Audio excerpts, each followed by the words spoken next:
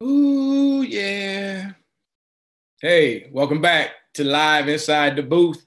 I'm your host, Marlon Lowe, having a good time today. Listen, don't really have, I'll tell you what, let's start with this. Welcome back, all right? If you first time joining us Live Inside the Booth, basically about discussing a lot of things that are sports related, basketball related, summer event related, college event related, high school, everything that's involved with the youth basketball, youth sports. We talked to a lot of different people. We interview a lot of kids. We're supposed to be getting a lot more players on here. Lately, haven't got that done, but we can get that started back up. So first and foremost, before we begin, if you could look on your screen or phone, whatever, you see that subscribe button, hit that subscribe button for us. Hit the thumbs up if you're enjoying the show, so we can continue to take this broadcast and expand it around to a lot of people, so people know what we're doing, and everything else. Today, we're going to be talking about the NCAA camp and regulations that's been going on that they're putting out. If you're not aware of what's going on, the NCAA has just come out with a camp that talks about the NCAA college basketball academies that's going to be going on from July 22nd through 25th and July 25th through 28th. It's going to be happening. It's going to be going on in multiple regions. It's going to be going on in multiple regions. So obviously, some of those sites, if you don't know, is going to be here. Here are the sites. The sites where it's going to be, where they're going to be, is going to be. Where are my sites at? Where are my sites at? Do I got my sites up? Do I have my sites up? Phoenix, Arizona is going to be the west. Houston, Texas is going to be the south. University of Illinois in Champaign, Illinois is going to be the Midwest, and Connecticut, in Storrs, Connecticut, is going to be for the East. That's where they're going to be at for the camps. That's where they're going to be hosting these camps at.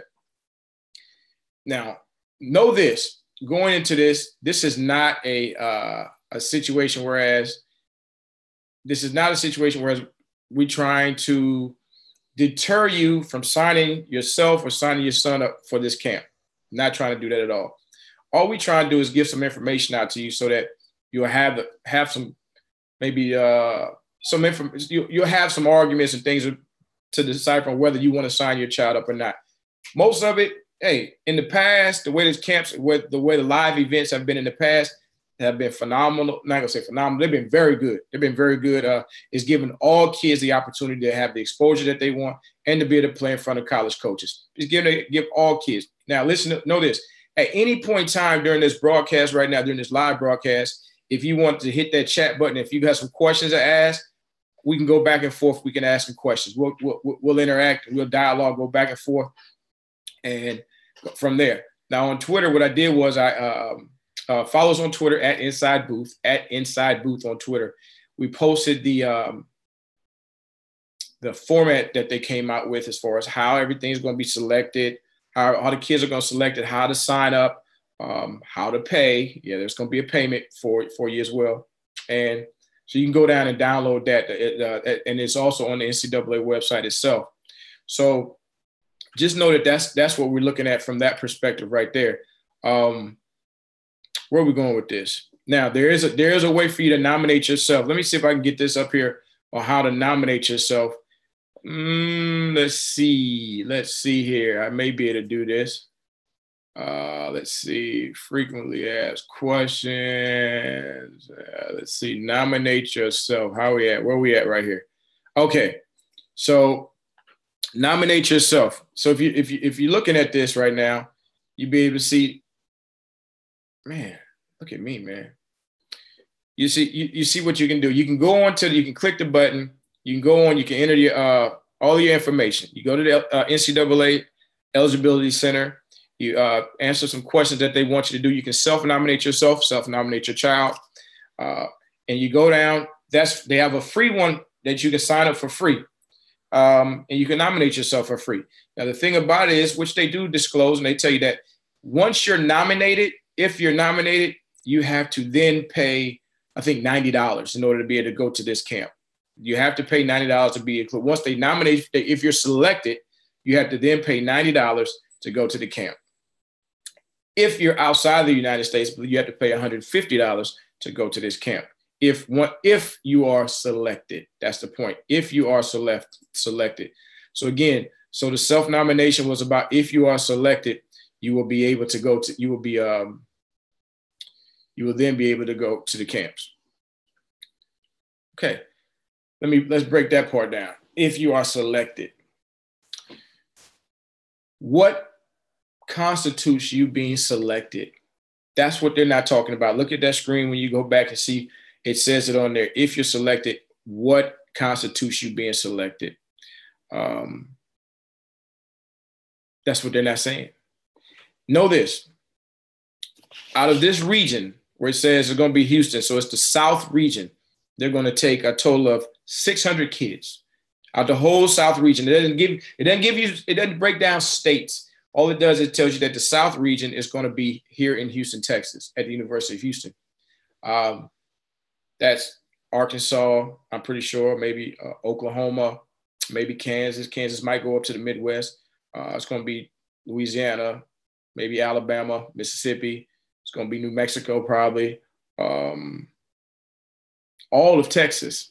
So they're going to take 600 kids. 600 kids. I don't know how that's going to work. So how is that selection is going to be? Who decides on who's going to get in? So in other words, a quick thing is this. You might want to be mindful before signing up for the camps until they tell you exactly how you're going to be, how these kids are going to be nominated. Why?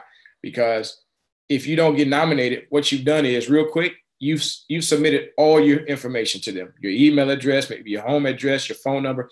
You've given the NCAA all of your information on your child and everything else. And you still may not be selected, but it's free to sign up. So you're giving them all of your information without having any inkling from them to tell you how they're going to decide about deciphering who is going to be selected. So you might want to be mindful of that before signing up. But if you want to sign up, again, this is not to deter you. This is just to put some information out there so you can know what's going on. I'm not paying somebody for a service if I don't know what I'm getting in return or how this service is going to give me. I'm not giving somebody that. But even that, like I said, and what they do with this information, if you've had opportunity to play in some live periods before, and many times the parents aren't aware of this, but the coaches have to go through and the players have to go through the NCAA registration when they get to these events. Many times at these events, there's no one from the NCAA that's there. None, no one. They leave it to whoever's putting the event on to be able to follow their rules and guidelines. So many times, oftentimes, there's a kid there or several kids many times that may have moved, may stay with their mom or may live with their dad, or if the families aren't together, maybe single family parent household or something like that. But so now you've submitted all your information. The kid might say, hey, well, I live with my dad or I live with my mom, or my mom, this is where I'm at on vacation now. And they're going to look at it. Well, this is what you submitted to the NCAA. Well, we need this. We need your ID to say this. This what. So now it's a big old fiasco going on. It's happened. It happens all the time. It's a problem. Like you get these coaches and these kids. I've actually literally seen kids cry at these places. Big old kids, 16, 17, 18 years old, 19 sometime, cry because they told that they can't play because of an address that was put in and the NCAA has on file, but they don't care. And the thing about it is the people who are putting the event on, in order to keep this event, they have to do as planned. They have to go by the book of what the NCAA says. Otherwise, they won't be able to have the event the following year for the coaches to come in. This is previously from what they're trying to do now. But long story short, there's no NCAA people there. All these events, all this money that's going into it, there's no NCAA people there to help them to decipher on who this kid is or what they need to do. So these are amateurs who are asked to follow the guidelines and don't understand the gray areas and things of that nature. So if you're submitting your information to get a free profile for them, just know that you're just submitting information to them that's not guaranteed. First of all, you're giving them all your information. It's not guaranteed that you're going to be in. And even once you get in, if you move or your child does something different, that's the information that the NCAA has. And it could be an issue. It could be an issue. But just know that going in, if you want to pay for it, you can. And they say you don't have to pay for it. But once you are nominated, now you have to pay to participate in that camp. But we don't know how you're going to be selected. That's the thing about it. We don't know how you're going to be selected to be able to play inside that camp at all. So that's the main thing that goes over. Are they going to allow the college coaches to pick and choose? I'm sure they are. They're going to allow some college coaches, which they should allow college coaches in their area, in their region, to be able to select camps that they can go to. I mean, what kids that they want to see in the camp. Now, know this. You're only allowed to go to one camp. Each individual is only allowed to go to one camp. Why? Because somebody's going to say, if I pay $90, do I got to pay $90 to go to each camp? No. First of all, the camps are on 2 days. You can only go to one camp. So the more people they have sign up, the more money they get a chance to make. Okay, cool. The more people sign up, the more money they get a chance to make. What happens? This is the question that needs to be asked, which I haven't seen yet. And if somebody has seen this, share it with me because I'd like to know. But I'm going to continue to look even more. I'm going to ask some questions, but maybe I should look this up in more detail. But what happens if you pay your $90? Because a lot of people will pay that $90 up front. What happens if you pay your $90 and then you're not selected to go? What is the refund process? How am I able to get my money back? That's the question. If I pay my $90 and I'm not selected to go, what is the refund process? How do I get my money back? Okay, how do I get my money back? That's what I want to know. What's the refund process if we get ready to go? Let's see. Let me get back into this for nominating myself. Okay. Let's see. Create your account. If you have successfully registered NCAA, that's basketball camp logo. Boom, boom, boom, boom. Well, obviously you see that as far as self-nomination. All right. You see that as far as self-nomination. Now, they say they may pay for your travel. Okay. They may pay for your travel. Let's talk about that real quick. Let's talk about how this might go down. It says, all prospect student athletes who are invited, okay, academy will be required to create a certification account. Boom, you get that. It's right here, okay? $90 for U.S. citizen and Canadian students and $150 for international students, okay? Now, here's the trick. Here's the trick right here. Don't fall for this. I'm just saying you can't fall for it. A lot of people will. It's not a problem because some people may have the financial access to just donate money. Cool. But it says the NCAA may pay for your travel, may pay for certain actual and necessary travel expenses, travel, lodging, and meals for participants selected to attend the academy and for one parent or legal guardian. So it says that they may pay for it. That's based upon the rules of your state. Okay. How do you find out if the rules of your state is allowing them to pay? I don't know. You would think that they would put that up there to find out if you're qualified at your state. Here, click this link, like they have clicked to give you other links to go back to their site. But they should know that. But what happens if you're not qualified? They're not qualified to give you travel, lodging, and meals. Guess what you have to do? You got to pay. You got to pay the $90. Now you got to pay for your travel, lodging, and meals to get to the camp. 3-day camp, 4-day camp. Okay, 3 and 4-day camp. That's what you have to do now. Now that's just something that if you're comfortable with it, you're comfortable with it. And then they said they'll pay for one guardian, one person to travel with you. One. Why not? Why one? Who's to decide that my mom and my dad might want to come and enjoy this camp with me, this atmosphere with me the first time in? Why are you telling me that only one of my parents can come if we're paying for our own travel, lodging? Well, we pay our $90 to go to camp. We're paying to get. My parents might they want to be with me. Why are you making me split my parents up? Especially, hey, if they're a single family household, that's one. But if they're living together, why? Why are you paying for that? I thought you were encouraging family unity and things like that. But anyway, they're splitting you up. They'll pay for one. It talks about a guardian and everything else.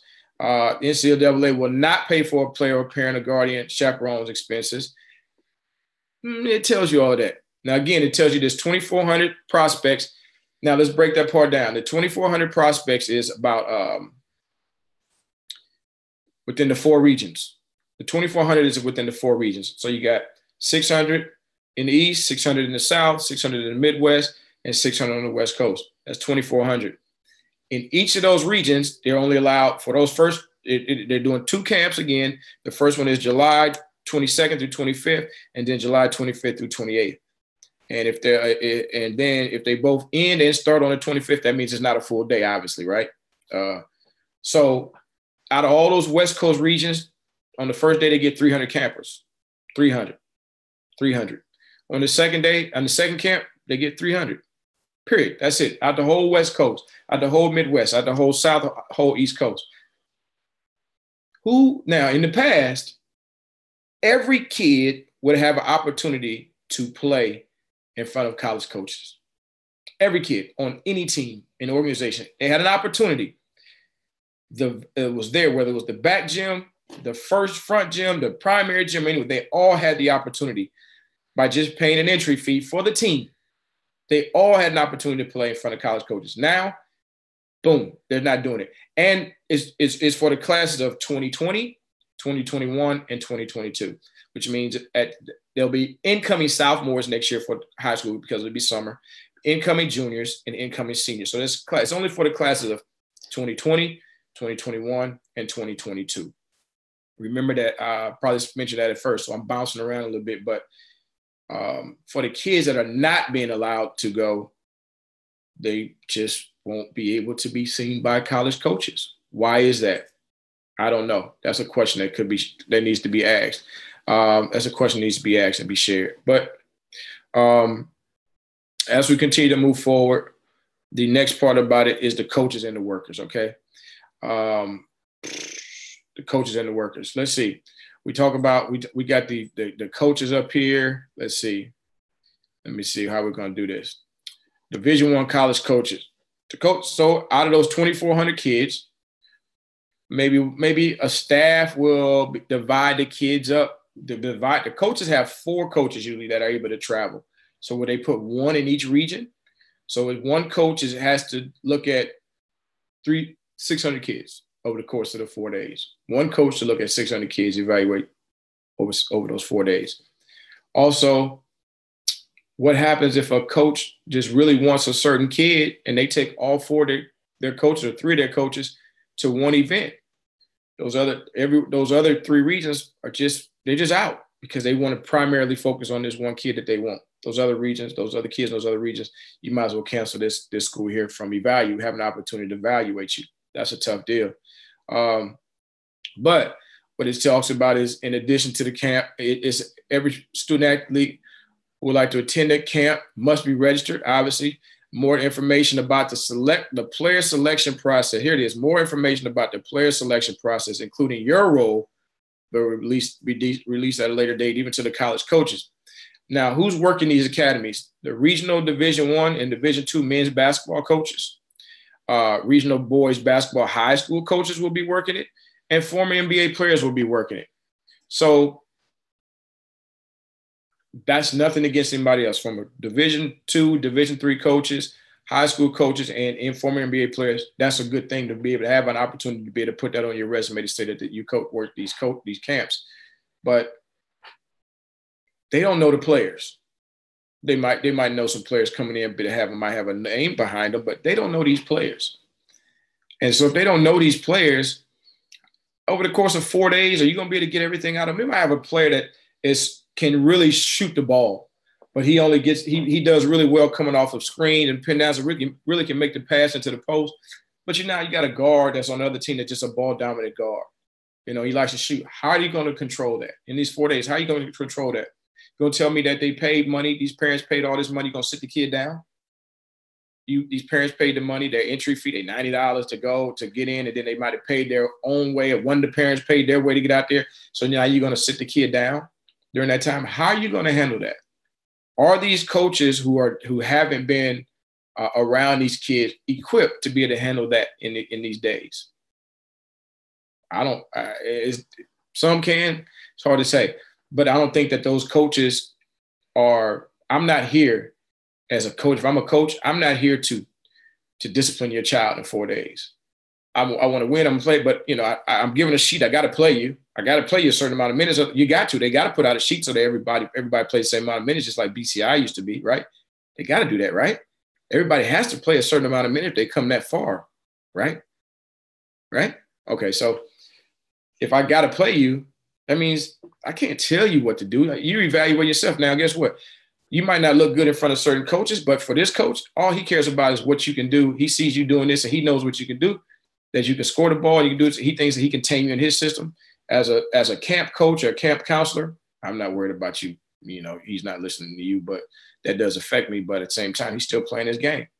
What about a big man? Are they going to have a rule whereas the big has to touch it every time down the court? Are they? The big have to catch it. Does he have to throw it back out when he does catch it? Who's going to be monitoring this? That's all I'm saying. It's going to be a tough situation. And the biggest thing about it is for those that are there, I'm hoping they might have a good time. I would hope they have a good time and enjoy it. But it's like, what about the kids that aren't there, that were not being selected? But if they were able to play in the live period with their teams like they have been in the past, they would have all had an opportunity to be evaluated properly. They would have all had the opportunity to be evaluated properly. For example, we're talking about Texas Tech is in the NCAA championship. Mooney was at South Dakota. He was in the, but he was unsigned. He was a fifth-year guy, right? Came down here, played with Tech. He was in that league, the Summit League. Why? Because a lot of people misevaluated him. But somebody got a chance to look at him real well. Jared Culver is a sophomore. He basically started team. He was a quote-unquote a 3-star guy. Some people misevaluated him. He did get a lot of offers from Big 12 schools and things of that nature. But what about these other guys that people are not seeing? That means that, somebody thought he was a 3-star. Culver was a 3-star guy. That means that somebody had an opportunity, whether it was Coach Beard, Coach Sutton, any of his staff, SIP, they had a chance to really sit down and evaluate Culver and watch him a lot and sit back and say, you know what? Those other guys might not like who he is, but I've seen him enough. Means I've seen him enough, a lot, that I'm not just going to judge him based upon the stars that other people put in front of him. You know what I mean? So a lot of people missed. And if you only get a chance to go to a camp and they see you for 4 days in July, what is that? How is that a proper evaluation? Is that worth your money? Is that worth your time? Is it worth the NCAA doing what they need to do to be able to stop kids from having an opportunity to be seen like from college coaches? They've got a lot on their plate right now, the NCAA, of course. But the thing about it is nobody put them in that situation but themselves. Their own rules. I think that I can't remember, my man said today, was it Golick said it today on Get Up this morning. He said the NCAA is let me put it. I wrote this down, so I think I wrote it down. I think I wrote it down. Yeah, they said. Let me read this. It says the NCAA is criminalizing behavior that has negatively affected no one. That hasn't negatively affected anyone. The NCAA is criminalizing behavior that has not negatively affected anyone. You know why they're doing that? Because they don't want anybody else to get the money that your child could bring them. That's just what it is. They don't want anyone else. They don't want you or anyone else have an opportunity to make money off yourself or your child. So they're going to criminalize behavior that has not affected anyone. So what they're thinking about is if they don't do it, they're going to lose money themselves. And that's all they care about is their money. That's why, again, it's $90 just to register, to go to a camp that you're not guaranteed to be seen at. At least you had a higher percentage of being seen if you played with your team during a live period before, whether it was in Texas, Las Vegas, Florida, on the East Coast, anywhere. You had more of a time chance to be seen with your team than you will in this situation right here. I just don't get it. I'm kind of confused behind that. And they sit back and say that that committee that they put together with Condoleezza Rice and David Robinson, this was their recommendation. That's a false. That's fake. But that's what you want to do. You got the sites. Let's go to some of these frequently asked questions, because they say they got some frequently asked questions that people are wanting to do. Let's see if some of these frequently asked questions, so that we can see if these are something that you might want to know about. All right. How many players will be attending? All right. We got that. We know it's 300 per site. And there'll be a limited number of 2022s, a select number of 2022s, which it says right here, we a select number of 2022 sophomores. There will be up to 600, that means it could be less, 600 players assigned to each site with 300 per session. Each participant will attend one session only. Those are the frequently asked questions. We said that. So all of this that we're going through, and your child gets to participate in one session. When before he had a chance to be seen maybe over the course of, if you go to July, think about it, you had maybe 14 days where you'd be 12 to 14 days over the whole month of July where you had a chance to play in front of college coaches. How will academy participants be selected? Each student will be going through the NCAA Eligibility Center and nominate himself. More detailed information about the selection process will be released at a later date. So even before then, they want you to submit all of your information. Submit your information, pay us your $90, and we'll tell you later on what we're going to do. Does that sit right with you? If so, I'm cool with it. But how is this helping your son? Obviously, who's going to be able to have more access to be able to get into this? It's going to be people who are talk to the college coaches select. They're going to get a certain number. These are scouting services and recruiting services who are cool with the cool with the college coaches. How the high school coaches going to be selected? But anyway, what's the deadline? The deadline to nominate yourself is Sunday, May the 5th. Sunday, May the 5th is the deadline to nominate yourself. Sunday, May the 5th is a deadline to nominate yourself. That's still tough. That's still tough, right? That's still tough. I don't get that. Sunday, that's the deadline to nominate yourself. I'm not okay with that. That's just me. But hey, what else we got? Let's see. I said that nominate the 5th. I messed that up. Anyway. Well, when will a prospective student athlete be notified if he is invited to attend the NCAA College Basketball Academy? Notified by email no later than midnight, basically May 31st. Midnight, May 31st is when you'll be nominated by email by 31st. Okay. All right. So you nominate yourself by May 5th, and you got 26 days to know whether you're going to be in or not. 26 days. Like, are they going to come to your house? Or did they ask you to submit a video? Did they ask you to submit, your high school stats to show whether you should be there or not? I don't know. It doesn't say that. Maybe I'm missing it. If I'm missing that, make sure you point that out. Now, if you have created a profile, can I nominate myself for academy consideration? Yes. Will I ever be required to pay for a certification account? Yes. All prospective student athletes who are invited to the NCAA Basketball Academy will be required to create a certification account, which is $90 for U.S. and $150 for international students. It's a money grab. That's my perspective. I hope that everybody goes to this camp, has a good time, enjoys it. A lot of coaches will be there to watch 300 kids over the course of, 4 days, 3.5 days. We'll see. What are the dates? You see the dates, which July 22nd through the 25th. That means that if it ends on the 25th and the other one starts on the 25th through the 28th, that means it's a half a day, all right, at some point in time. So you'll be ready to travel, get everything together. What are the 4 regional sites? Told you about where the 4 regional sites are, which is Grand Canyon. It's in Houston. It's on the East Coast, and it's in the Midwest.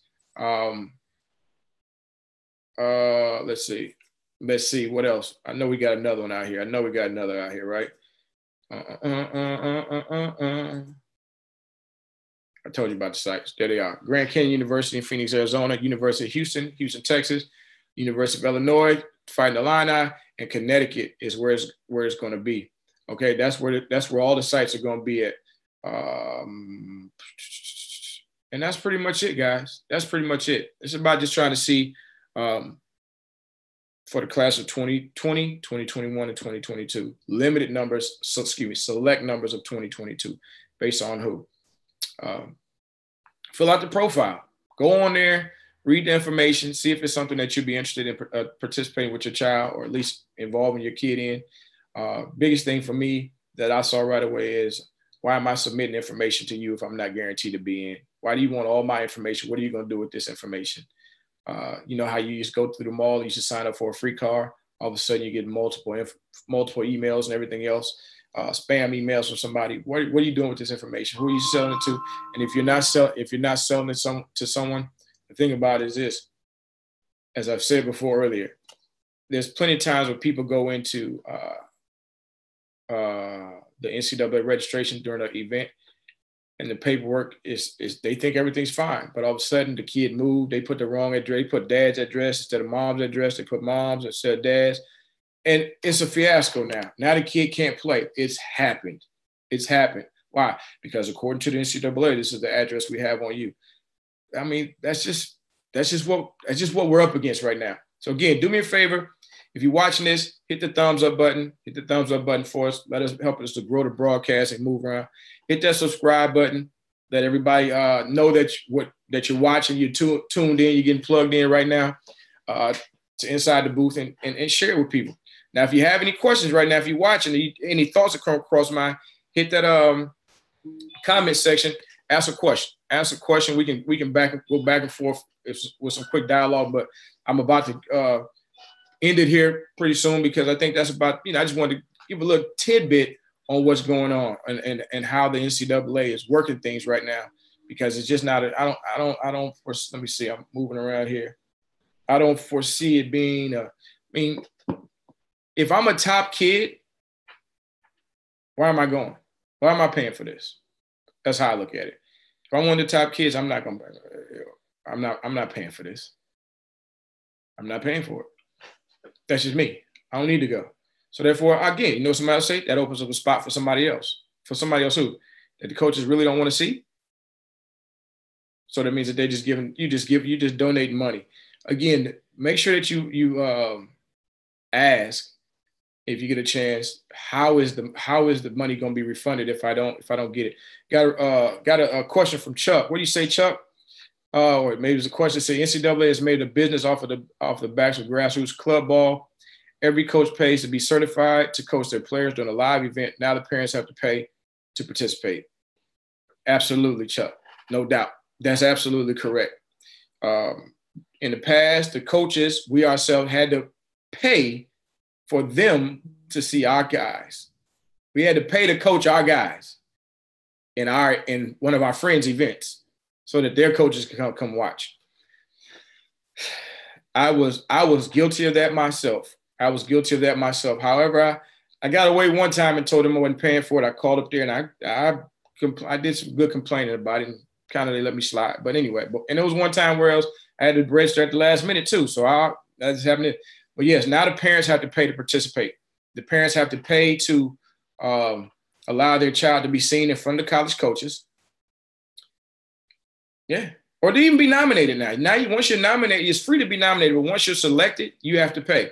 And it's not guaranteed that they'll pay for one parent, like they said, or guardian or somebody else that's above 25, I believe, to go. If your state allows it. That's not it. You know what I'm saying? So it's like the NCAA only wants to make money for themselves. That's it. They care nothing about it. They only want to make money for themselves. They want to make sure that your kids, you believe that they are the beginning and the end of your child playing collegiate sports, and that you have to pay them. That's the tough thing about that right now. Anybody else have any questions? If you have a question, hit that up in there. Make a comment, something that we can share with everybody. But that's what it is, Chuck. But yeah, now the parents have to pay to participate. They'll say, well, in the past, parents pay for their kids to the entry fees, or they pay to go out of town themselves. Well, not necessarily. In the past, maybe somebody had a team. The team had a sponsor. Period. Somebody may have fundraised all year to help these guys to be able to go to Vegas and to Orlando and things of that nature. Now, guess what? They don't have that option. What about parents who aren't as fortunate to have the funding to even pay $90 or even to have to be able to even to travel that far, right, at that point in time? You know what I mean? What do they do about their child? How am I going to be this? I can't see my kid. I can't see my child participate. I can't pay for you right now. So you have to be registered by May 5th. What about $100 is not easy for everyone. People don't realize that. Everyone doesn't have it sounds easy, simple, right? We would love to be able to pay $100 for a house note every month, right? But everybody doesn't just have an extra $100 just sitting around to be able to do it by May 5th. They might borrow it. Like, we still know kids, a lot of us still know kids that need help with electricity every month. Some kids, there's still some kids without cell phones. But there's people that still need help. So the NCAA is not seeing that. They obviously don't care about that. Their biggest thing is about show me the money. Show me the money. That's what it is. I mean, are these Division II, Division III high school coaches and these NBA coaches being paid to work these camps? I don't know. Maybe that's from the money that people are going to be putting in there. How are they going to pay for these other kids to go? Maybe that's from the money that people pay to get on the NCAA eligibility center that may not be selected. How are they going to get their money back if they're not selected? It's a wide range of things. And obviously, the biggest thing is it just doesn't make sense for 300 kids to be able to, you're limiting this to 300 kids. You're limiting it to 300 kids. There's in multiple classes, and there's a lot of kids that could have opportunity to be seen. That's pretty much what it is. So let's see. Ted the Greatest. Ted the Greatest made a comment. I just looked at it. Let's see what you got, Ted. College coaches are not going to risk inviting good underrated recruits to the camp where other coaches can see the prospects for the first time, where now that prospect will have more interest or offers. Woo! Man, yeah, you're right, Ted, the greatest. Ted, you're correct. And let's break this down for those who'll be watching later on. If I see little Johnny over there playing basketball, look, Quan, if I see Quan over there playing basketball in his high school and I see him and I really like him and I say, man, this is an off the radar kid. Nobody knows this guy. We're going to recruit him. I'm going to take him back to coach. I'm going to tell coach, look, coach, we need to recruit Quan and we need to get him to our campus for unofficial or get him in here. Okay, well, cool. Well, now guess what? We gotta fill out names for this roster to be selected to go to these camps.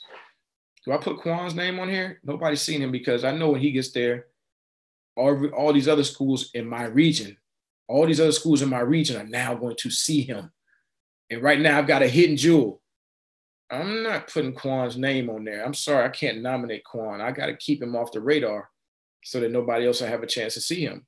Because if some other guys see him, they're going to form a relationship with him as well. And Quan might be more interested in going to their school because it's a bigger name school.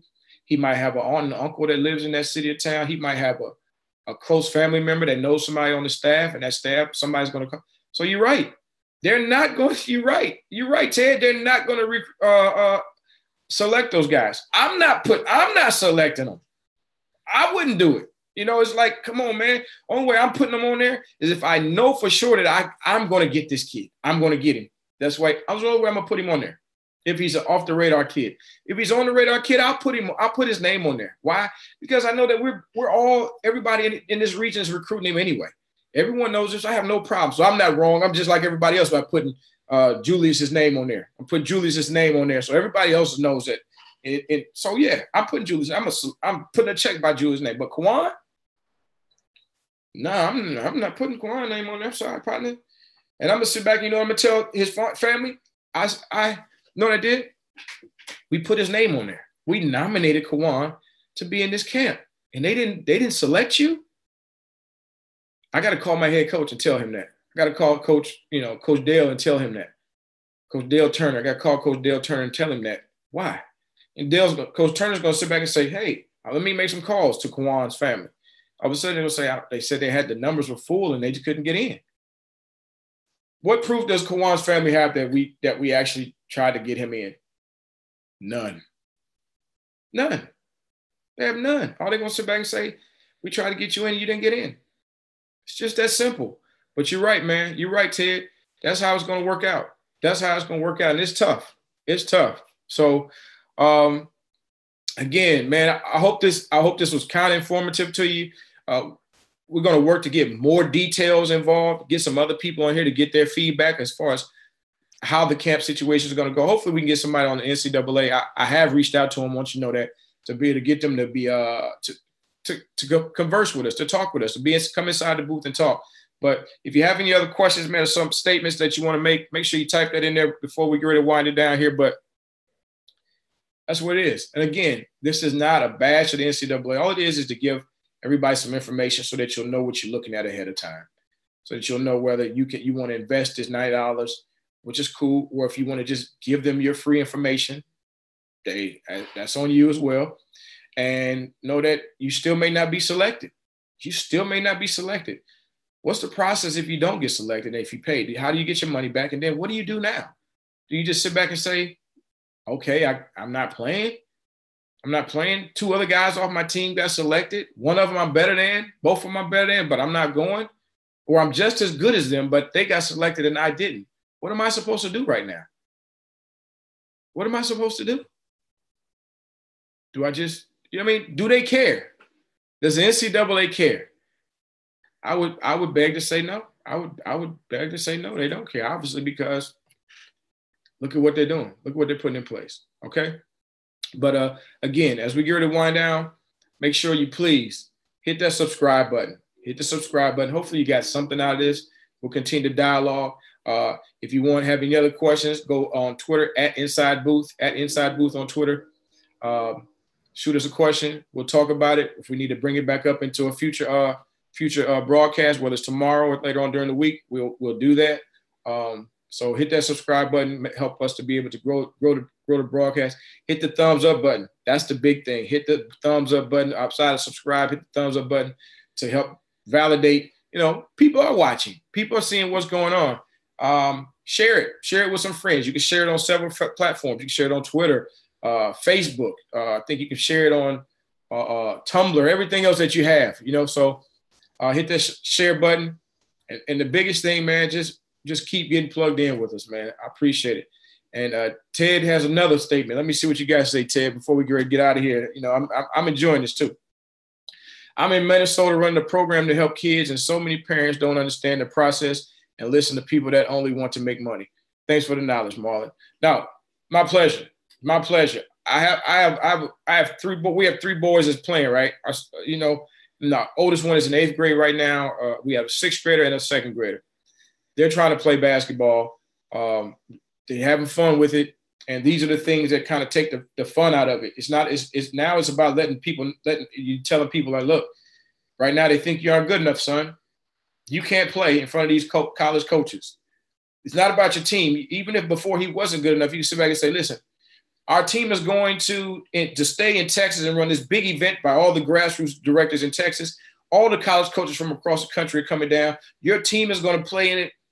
Let's hope that you play well that game, man, and you get some recognition and some people get an opportunity to sit back and say, at least put an asterisk by your name and say, I need to see this young freshman again, this sophomore again. Let's hope that at least we'll be in the building and we'll see those coaches. And I might be able to just walk, but hey, man, you might want to check out court 22 or court 12 or court 5, you know, or when they get ready to go watch, we're playing on court 5 against one of the top players that they want to see. And guess what? Now, whether it's my child or somebody else's child, they have a phenomenal game. They have a great game. And now that coach is going to look at, who is this kid? I need to circle him off. Okay. Nobody has been talking about him, but I've seen a kid like that before. I've seen that kid before 8 years ago, and he wound up being a great college player. And this is exactly what he looked like 8 years ago. I need to keep my name on this. I need to put a check mark on this kid right here. All that's out the window now. All that's out the window now. Now what they're doing is they're putting a number next to your child's name. They're putting a number next to your child's name. Are you one of 300 now? Are you one of 300 in the first session? And are you one of 300 in the second session? Are you one of the 600 kids in your whole entire region out of 3 classes that should be here? If not, so what? Screw you. That's it right there. regardless of what you've done in the past, regardless of how much work you put in from a parental standpoint, from whether you have a trainer, whether it's a high school coach doing very well, regardless of anybody, all the work that they've put in, you're not guaranteed an opportunity to play in front of anyone. In the past, you've always said, well, hey, match us up against such and such. We might get smacked, but at least we got a chance. I got a chance to let my kids sit back and be able to play in front of these coaches and him have a chance to maybe make an impact. That's out the window now. It's gone. It's out the window now. So that's just where it is, man. And it's unfortunate. It's unfortunate, but any more questions? Any more comments, man? Make some comments, because I enjoy answering them and giving feedback, but that's just where we at. Hit that subscribe button. Give us some feedback. Hit the thumbs up button. Hit that like button, and we're gonna go from there. But again, I got to keep saying this because I don't want anybody to just think that Marlon's a hater or something like that. I'm not. All I'm saying is I'm talking about try to get fairness across the board. If a parent chooses and wants their child to go to these camps, should they? Absolutely. It's your right. It's your prerogative. You have the right to do it. Absolutely do it. Go. Enjoy yourself. Hope your kid does well and enjoy themselves. It's the first time, so it might be a bit rocky as they go work out the kinks, but it might be successful. It might work. But that's for everybody. But at the same time, just know the pros and cons that are not involved with participating in this camp. There's a lot of cons to go to it. Like, I'm just not giving out my information. That's just me. I'm telling my wife, I'm telling whoever, don't you sign up for this. Do not give out our information. Don't need that. Don't need it. Don't need them knowing where we stay. Don't need it. For what? If we're not guaranteed to be there, I don't need that. They don't need it. They don't need any of our information. Now, once they say you've been selected or you're in, now we'll give them our information and say, look, this is our whatever information you want to do, period. And they obviously don't take P.O. boxes, right? So this is what you do.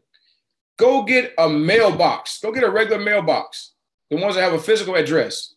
Use that as the information for your NCAA information. Use that. Use a regular mailbox that has 9201 Florence Avenue, Suite 212. Use that instead of using your home address, because you don't want them knowing where you stay. For what? That's all I'm saying. But hey, man, I appreciate everything. Like I said, hopefully you got something out of this. Be back tomorrow, maybe even this evening. We got to get some young fellas on here. I'm looking forward to talking to these guys. There's been a lot of tournaments that went on these past weekends. I need to get some guys in here inside the booth. Be back again tomorrow with another, hopefully get a co-host in here with me tomorrow to talk some basketball, talk about some of these rules. Follow us on Twitter at Inside Booth on Twitter. Just dialogue with us. I'm enjoying this. Good vibing. Y'all take it easy. That's what's up. All right.